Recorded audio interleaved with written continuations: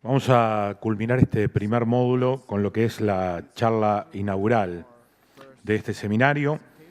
El título de la misma es La revolución emergente en inversiones y tecnología con aplicaciones a pensiones. Está a cargo de Daniel Mantilla. Daniel Mantilla García es profesor de finanzas en la Escuela de Administración de la Universidad de los Andes, Colombia, e investigador asociado en el Instituto EDEC-RISC en Francia. Su investigación actualmente se centra en soluciones óptimas de jubilación y optimización de cartera.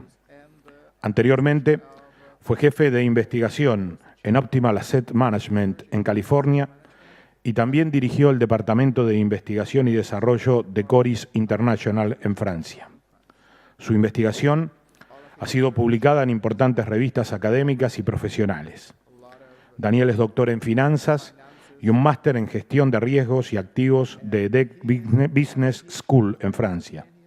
Es también ingeniero industrial de la Universidad de los Andes. Con ustedes, Daniel Mantilla.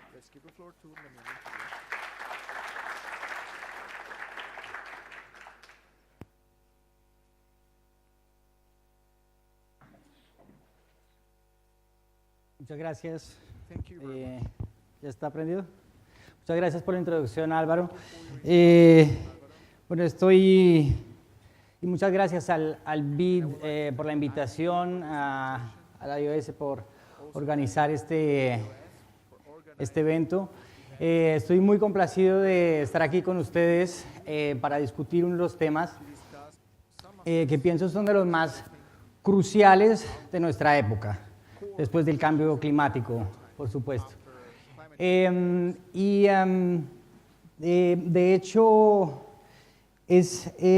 ¿cuál es ese tema? Es la transición de nuestros sistemas pensionales. ¿Okay?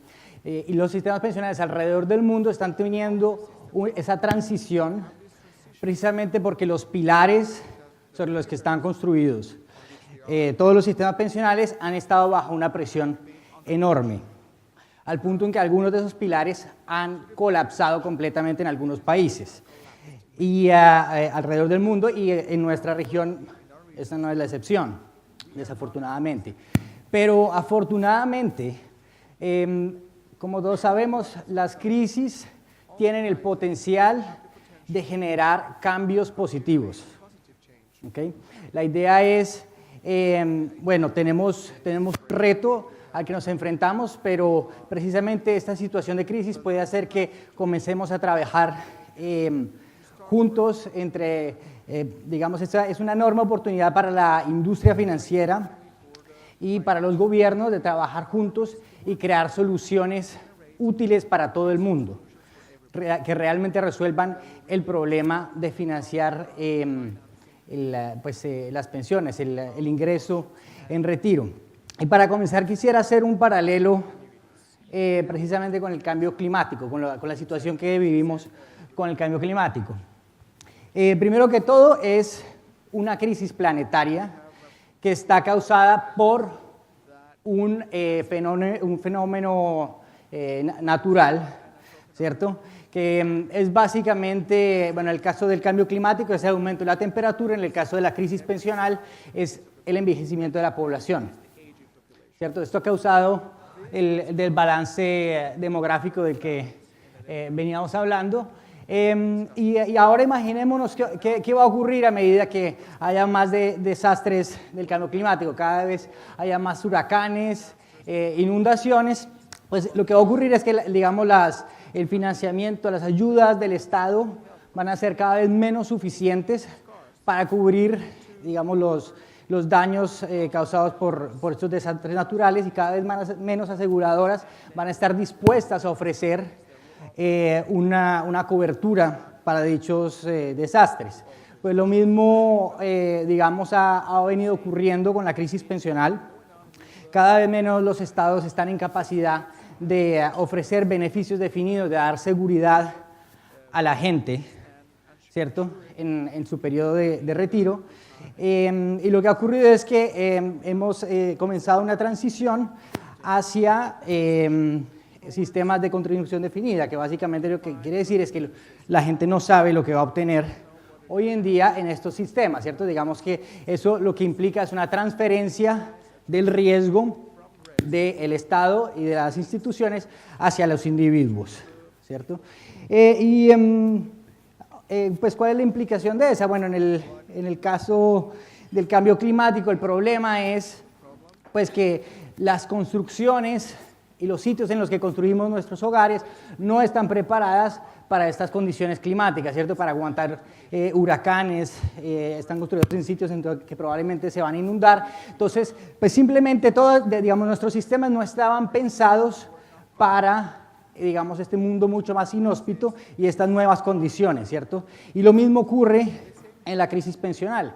En este caso vamos a tener pues cada vez más envejecimiento de la población en todo el mundo y los sistemas tradicionales simplemente, tradicionales, ya sea a nivel del Estado o las estrategias de inversión en el sector privado, no estaban diseñadas para básicamente tener que cubrir y financiar una pensión con solamente los ahorros de un individuo y en una sola y durante solamente el tiempo de vida de esa persona, ¿cierto? Antiguamente, antes teníamos varias generaciones en las que teníamos el tiempo de recobrar las posibles pérdidas de poder adquisitivo que había ocurrido en nuestros portafolios. Y además, teníamos varios individuos para financiar las pensiones de un individuo. Entonces, en este nuevo mundo tenemos que reformularnos cómo debemos construir, digamos, unos nuevos sistemas que se ajusten a este nuevo mundo en el que vivimos. Esta gráfica de la División de Población de las Naciones Unidas muestra el envejecimiento de la población con una proyección.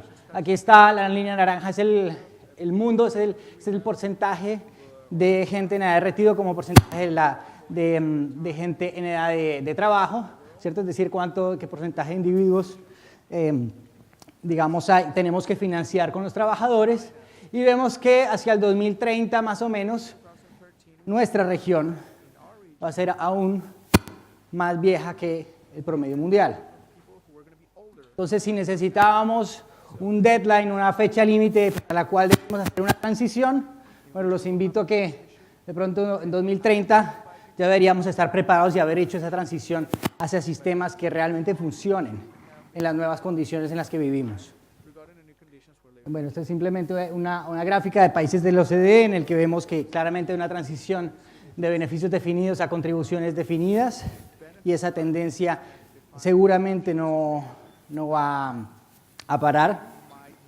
Y bueno, ¿cuál es la consecuencia de que nuestros sistemas no estén adaptados a la nueva situación?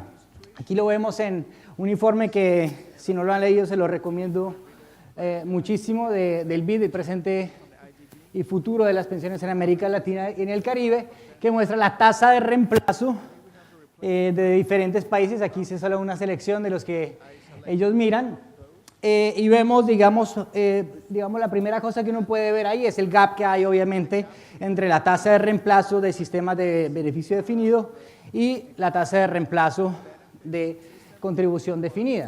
Y vemos que en general más o menos esa tasa de reemplazo es alrededor del 30%, ¿cierto? En los sistemas de contribución definida. Claramente, pues esto es un problema. Es decir, es muy triste que cuando uno llega a sus años dorados, o bueno, años plateados, aquí que estamos al lado del Río de la Plata, de pronto mi ingreso caiga de 100 al 30%, ¿cierto? Es decir, claramente aquí tenemos que trabajar, tenemos que diseñar nuestros sistemas de una manera que logren ser mucho más eficientes en el financiamiento de nuestras pensiones. También tenía aquí otro dato, y es que nos ilustra claramente que no estamos manejando, no estamos controlando el riesgo de pérdidas acumuladas de poder adquisitivo en retiro, que es el riesgo que deberíamos estar manejando, ¿cierto? Por ejemplo, durante la crisis de 2008, básicamente entre los 100 fondos de Estados Unidos más grandes, pasamos de tener 80% que tenían más del 90% de ratio de financiamiento a solamente un 14% de ellos. Es decir, claramente los fondos de pensiones en este momento no tienen un sistema de control de pérdidas acumuladas implementado, ¿cierto? Y hacia allá es donde tenemos que movernos, lo que nos dice, digamos, uno de los padres de la teoría de optimización de portafolio. El profesor Robert Merton es profesor en MIT, Premio Nobel de Economía y coautor del profesor Arun Muralidhar, que tenemos el privilegio de tener hoy acá. Y básicamente este mensaje, que yo no lo decía en 2003, pero desafortunadamente el panorama no ha cambiado mucho desde entonces, es que básicamente el único sistema de manejo de riesgo que se usa en la gran mayoría de los fondos de pensiones alrededor del mundo es la diversificación. ¿Okay? Pero hay dos otros sistemas o técnicas de manejo de riesgo fundamentales, en particular cuando tenemos el objetivo de financiar una pensión, que es la cobertura de riesgos de largo plazo en particular. Estoy hablando de inflación y de los cambios del valor del dinero en el tiempo, las tasas de descuento, y también la aseguración de portafolio.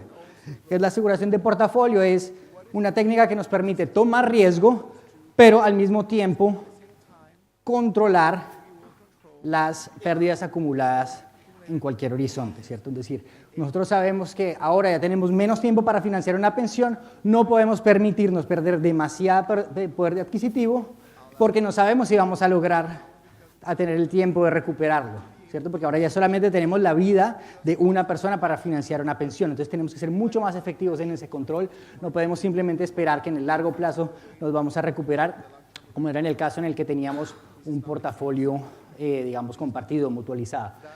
Entonces veamos, voy a hablar rápidamente entonces de cuáles son los productos que hoy en día existen en la gran mayoría de países y por qué estos productos no funcionan, y después de esto voy a hablar entonces de cuál es el tipo de estrategias y cómo funcionan que digamos están ya disponibles y de las que nos está hablando el profesor Robert Merton, el profesor Arun Muralidhar, Leonard Martellini de Egrisk, y yo también he venido haciendo desde hace varios años investigación en este tipo de estrategias de control de riesgo.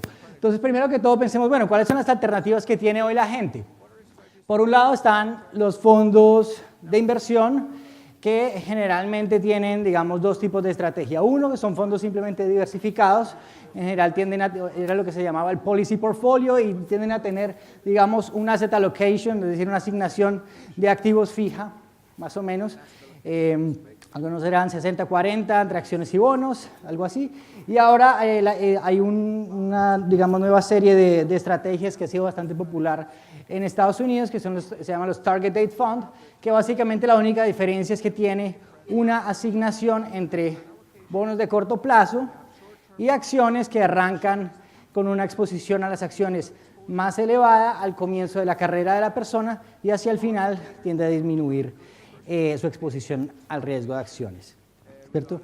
Entonces, digamos, la ventaja que tienen este tipo de productos es que, bueno, yo tengo cierta flexibilidad, ¿cierto? En particular, si están en el tercer pilar, pues la gente puede decidir, bueno, yo voy a cambiar de asset manager, no me gusta, o tengo demasiado ahorrado para la pensión y quiero consumir un poco antes, o quiero invertirlo en una casa, etcétera. Entonces tiene flexibilidad. Y al final, digamos, si por alguna razón, pues digamos, yo fallezco antes de lo previsto, pues estos activos simplemente se los voy a poder heredar a mi familia. Entonces, obviamente, esto tiene la gran ventaja que es, la gente tiene control sobre ese ahorro ahí. Ahora, el problema de esto es que estos multifondos y estos Target Date Funds no están diseñados para asegurar que la gente logre un objetivo expresado en términos de ingreso en retiro, un nivel de ingreso en retiro en términos reales, ¿cierto? No tiene ninguna conexión con ese objetivo. ¿Okay? Entonces, básicamente no nos protegen contra los tres factores más importantes para asegurar una pensión, que son las tasas de interés, la inflación y la longevidad. Ninguna de estas tres cosas trata de cubrir este tipo de fondos.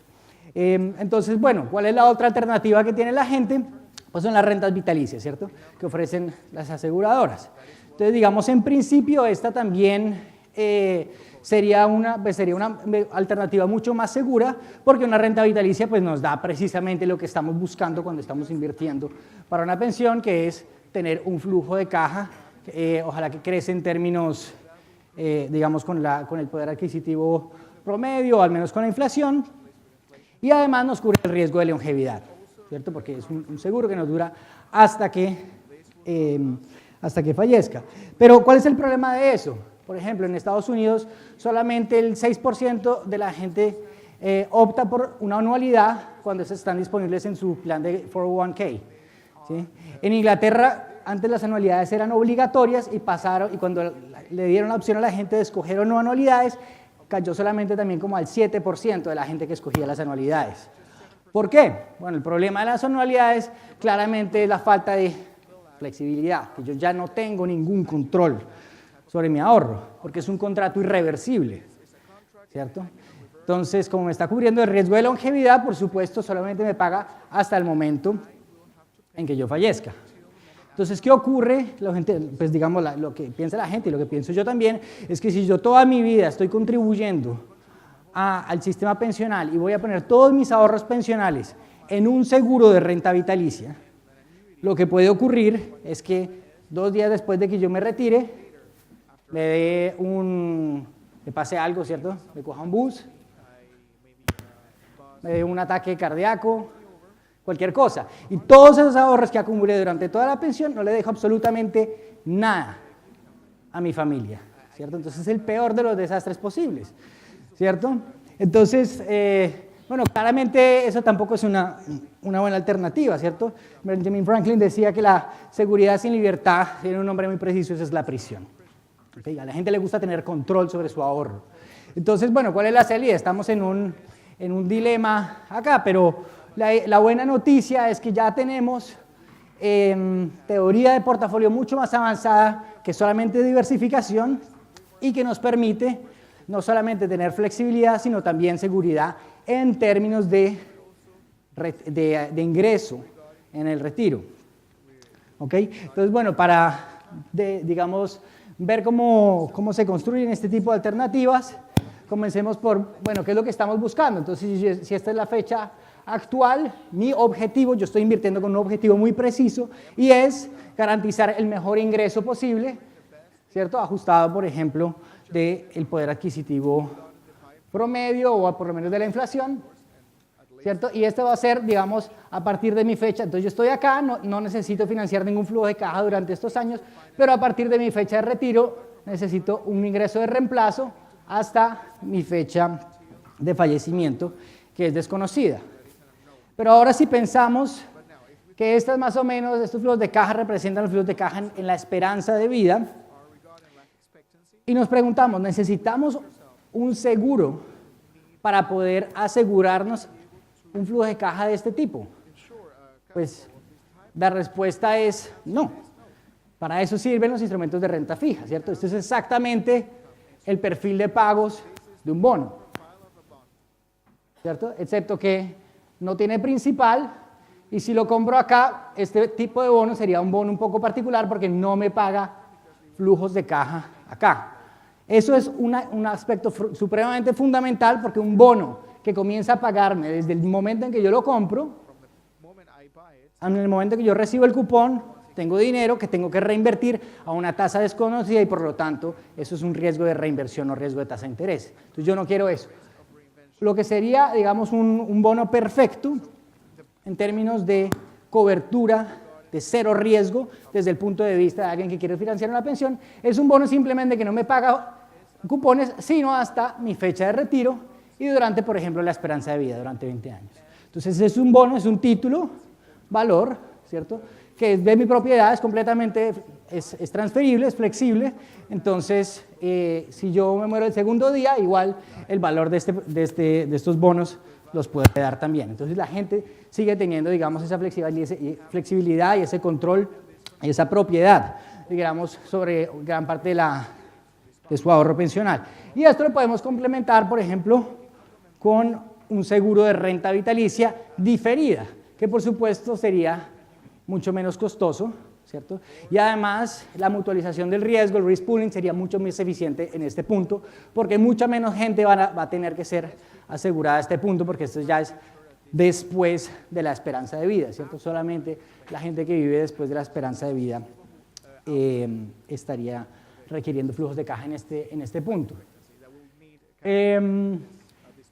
Y claramente esto es un punto importante porque si tratamos de meter, digamos, en el mismo benchmark a el costo de financiamiento de retiro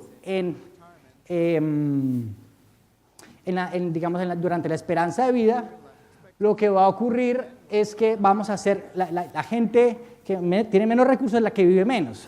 Entonces, si tratamos de mutualizar, digamos, todos los pagos, pues no estamos siendo muy eficientes y además estamos haciendo pagar a la gente que vive menos, que normalmente son la gente de menos recursos, financiar a los que viven más, que normalmente son los que pues, tienen más recursos, que pueden pagar mejor comida, pueden permitirse, digamos, acceso a mejores servicios médicos, etc. Entonces, este tipo de bono es básicamente... es un bono, ¿cierto? Un bono de retiro, retirement bond, que también es conocido como retirement selfie o selfie de jubilación, que es básicamente una idea del profesor Arun Muralidhar acá y que ha venido también trabajando con el profesor Robert Merton y ha venido, digamos, presentando esta idea alrededor del mundo para que nos demos cuenta que con una innovación tan simple podemos solucionar muchos problemas. El profesor Arun va a contarles mucho más de esto durante su charla y yo también estoy complacido de responder cualquier pregunta sobre este tipo de bono porque creo que de verdad podría solucionar muchísimos problemas. Ahora, ¿el selfie qué es? El selfie es básicamente el activo libre de riesgo desde el punto de vista de alguien que tiene como objetivo jubilarse. Ahora, entonces hago la pregunta, ¿cuál es la forma entonces, como ese es el activo libre de riesgo, cuál es la forma óptima para tomar riesgo para alguien que se quiere jubilar, ¿cierto? Y al mismo tiempo tener, sin renunciar, digamos, a la seguridad de contar con un mínimo de ingreso de retiro garantizado. ¿Okay? Entonces, ¿es esto imposible? No, ya hay bastante investigación que básicamente muestra que combina, digamos, las tres formas de manejo de riesgo, cobertura, diversificación y aseguración de portafolio. ¿En qué se basa, digamos, este modelo? Bueno, seguramente muchos de ustedes están familiarizados con esta gráfica. Estos digamos, la frontera eficiente de portafolios de Markowitz. Y todos conocen esto porque todo el mundo conoce la diversificación, ¿cierto? Pero ¿cuál es digamos, aparte de la frontera de Markowitz, después vino James Tobin, que también ganó el premio Nobel, y nos dijo, pero ojo, en el momento que usted introduce un activo libre de riesgo, su frontera eficiente, que estaba constituida únicamente de activos riesgosos, se vuelve mucho más eficiente. Esa es la línea verde de acá.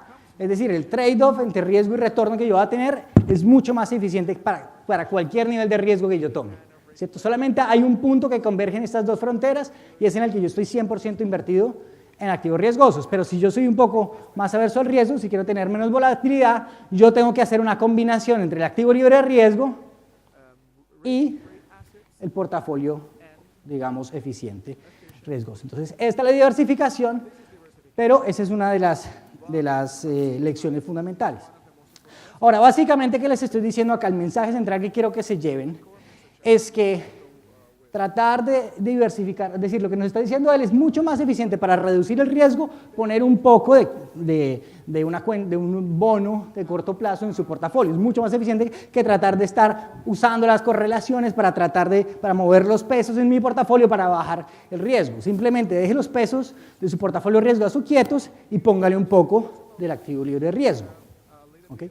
Entonces, el primer mensaje aquí es, si usted quiere controlar las pérdidas, hacerlo con diversificación es una muy mala idea.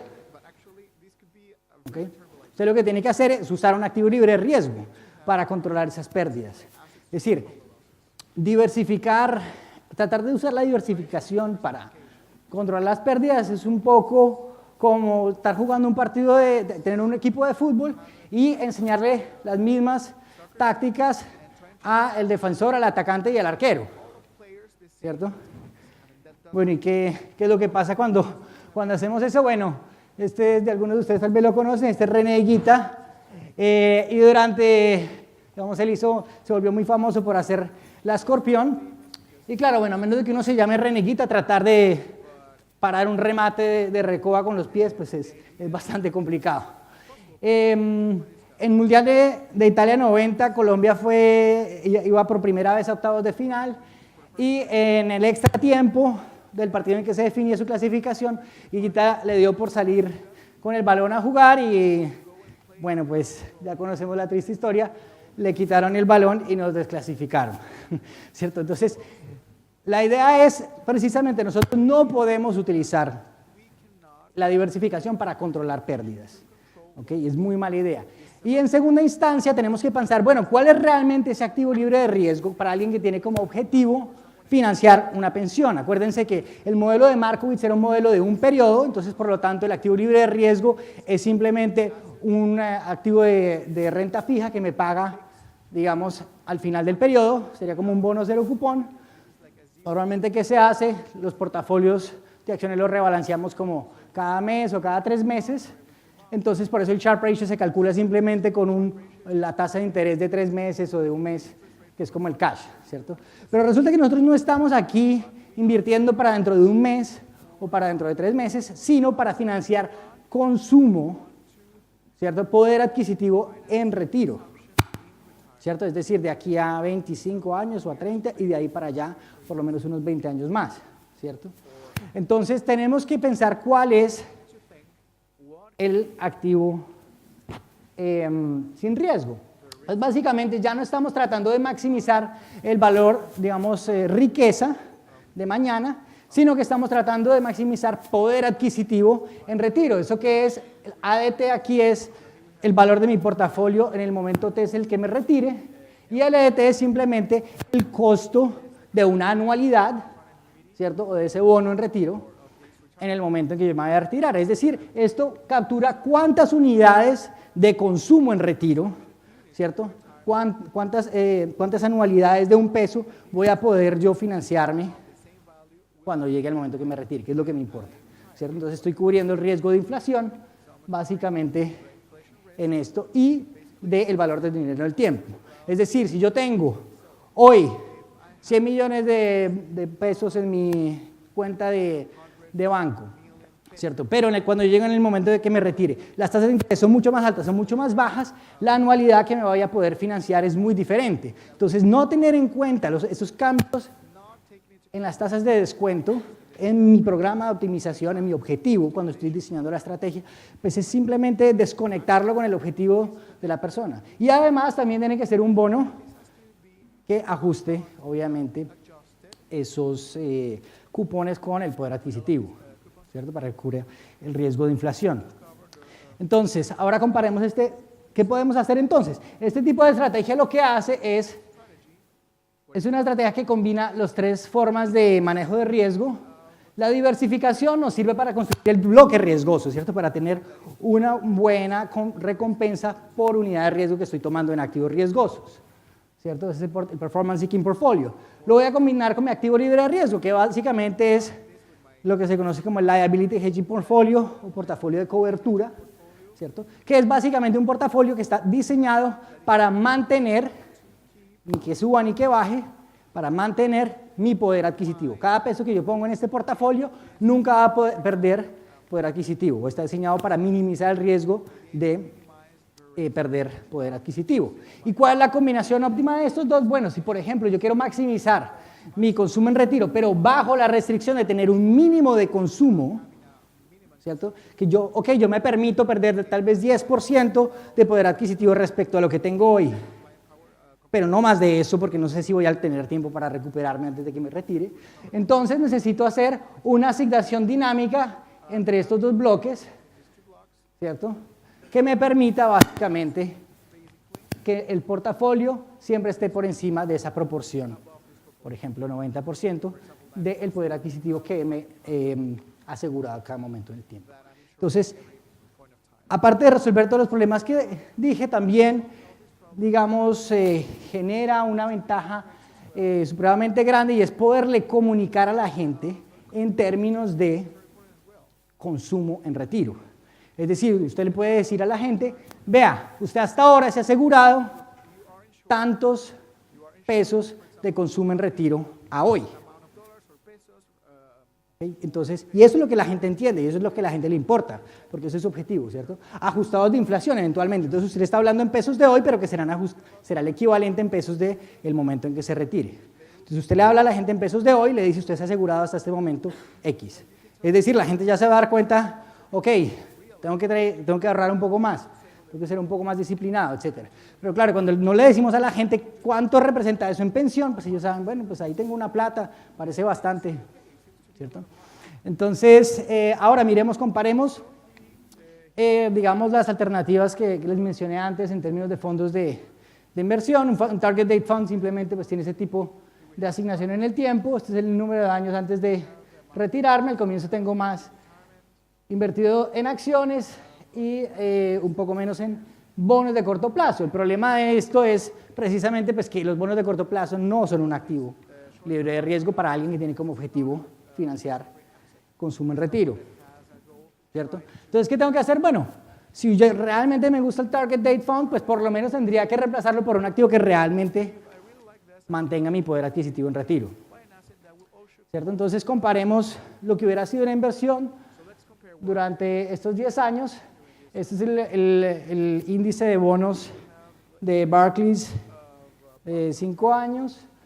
Y esto es lo que llamamos el funding ratio. Este lenguaje viene, digamos, de los tipos de fondos de contribución de beneficio definido.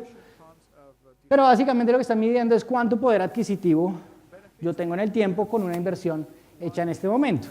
O sea, al comienzo pues tengo 100%, pero resulta que durante ese periodo una inversión en un bono de corto plazo habría perdido más del 40% de su poder adquisitivo. ¿Okay? Porque pues lo estamos comparando básicamente con lo que cuesta financiar el equivalente de estos pesos acá en una anualidad de allá, es decir, es el valor presente de esos flujos de caja que les mostré antes, los amarillos. ¿Cuál sería el poder adquisitivo de un liability hedging portfolio? Es un portafolio que por construcción precisamente tiene ese perfil de pagos que es el que buscamos y por lo tanto su poder adquisitivo es siempre constante, ni baja ni sube. ¿Cierto? Otra alternativa es invertir 100% del portafolio en equity. Entonces, un colega del banco, de la Banca Mundial que estuvo en Bogotá hace unos meses me dijo, no, es que las inversiones en acciones en el largo plazo no son riesgosas. Y, bueno, no sé. Sí, evidentemente tienen una correlación con la inflación, etcétera, pero por supuesto que son bastante riesgosas. Es decir, aquí, por ejemplo, históricamente, simplemente, sin ni siquiera hacer simulaciones de Monte Carlo, vemos que, bueno, a duras penas mantuvo el poder adquisitivo, pero a costa de una volatilidad del funding ratio, es decir, de mi poder adquisitivo, enorme, ¿cierto? 30%, por ejemplo, acá. Finalmente, bueno, estamos mirando aquí qué hubieran hecho, cuál hubiera sido el poder adquisitivo de estos dos portafolios, del Standard Target Date Fund y el Improved Target Date Fund, es decir, el que tenía bonos de corto plazo, y el Liability Hedging Portfolio como activo sin riesgo, y pues vemos que mantiene mucho más el poder adquisitivo, por supuesto. Entonces, al comienzo los Target Dates se parecen mucho más al equity, hacia el final se parecen mucho más a su activo de reserva. Obviamente el amarillo pues tiene el mismo problema de los bonos de corto plazo, que puede perder poder adquisitivo en un escenario en el que las tasas de interés están cayendo, ¿cierto? Entonces, básicamente, este retirement bond, pues, ¿qué es? Pues es como un paquete de bonos cero cupón que solamente comienzan a pagar en mi edad de retiro. Entonces, es como buy and hold, ¿cierto? Yo compro acá y no tengo ningún riesgo de reinversión ni de tasa de interés porque simplemente compro el bono y espero a que me pague. Mientras que un bono de corto plazo, pues yo tengo que ir, cada vez que recibo cupones tengo que reinvertirlos. Cuando llegan a expiración, todo el dinero que me paga el bono tengo que reinvertirlo, ¿cierto? Eso es un bono, un portafolio de bonos de corto plazo. Y durante 25 años, pues la incertidumbre de cómo van a variar las tasas se acumula cada vez más, ¿cierto? Entonces se vuelve muchísimo más riesgoso en el tiempo. Ahora, el problema de tener, digamos, esta asignación de activos que depende de mi horizonte, pero que no depende de lo que va pasando, del escenario que me tocó, ¿cierto? De cómo fueron variando las tasas de interés en el tiempo y de cómo me fue en mi bloque riesgoso, pues el problema de esto es que no controlo las pérdidas de poder adquisitivo, ¿cierto? Sino que simplemente espero que, bueno, hacia el final voy a perder menos, claramente, pero de pronto perdí ya demasiado y no logré recuperarme hacia el final. Entonces, lo que vemos acá es la rentabilidad anual en términos de poder adquisitivo de cada una de esas estrategias, y lo que vemos es que ambos fondos, Target Date, incluso el que tiene como activo de reserva el Liability Hedging Portfolio, puede tener algunos años unas pérdidas de más del 20% de poder adquisitivo, ¿cierto? Obviamente eso no puede ocurrir hacia el final porque cada vez estoy más invertido en el caso del Target Date Fund mejorado. El Target Date Fund no mejorado sí puede tener una pérdida hacia el final enorme, ¿cierto? Porque simplemente estoy invertido en bonos de corto plazo que no me cubren contra la inflación, por ejemplo, ¿cierto? Entonces, pero incluso la estrategia que invierte como activo de reserva en el Liability Hedging Portfolio, pues al comienzo del periodo no va a poder controlar las pérdidas y uno no sabe si va a poderlas recuperar. Entonces, ¿qué hacen esta estrategia dinámica que les mostré antes? Que básicamente garantiza una pérdida máxima acumulada de poder adquisitivo en cualquier momento del tiempo, ¿cierto? Entonces vamos a permitirnos tomar riesgo, pero bajo esta restricción de mantener el poder adquisitivo como un mínimo, ¿cierto? Entonces, por ejemplo, ponemos acá, voy a poner dos límites, una es 20%, es mi risk budget, y la otra es 10%. Los comparo, bueno, ¿qué hubiera pasado? En ese caso, pues por construcción, estas estrategias tienen como máximo 10% o 20% de pérdida de poder adquisitivo en cualquier momento del tiempo. Si vemos entonces qué hubiera pasado en términos de, digamos, de retorno relativo o del poder adquisitivo respecto a las demás, pues hubiera tenido una mejora en mi poder adquisitivo, ¿cierto? Pasé del 100% acá a 140% en el caso de la estrategia que limitaba las pérdidas a 10%. Y la que limitaba las pérdidas a 20%, bueno, en este caso las acciones no les fue súper bien hacia el final, entonces pues digamos tiene un poder adquisitivo, una mejora más o menos de 30%. Del poder adquisitivo en retiro, que es lo que nos importa. Listo, este tipo de estrategias ya están allá afuera, en particular, por ejemplo, desde la EDEC estamos lanzando este tipo de índices que básicamente muestran, bueno, cuál es, digamos, la asignación dinámica en el tiempo de este tipo de estrategias.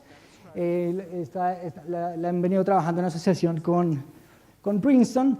John Mulvey, Lionel Martellini John Mulvey es profesor en Princeton y Lionel es el director del EDEC Risk Institute.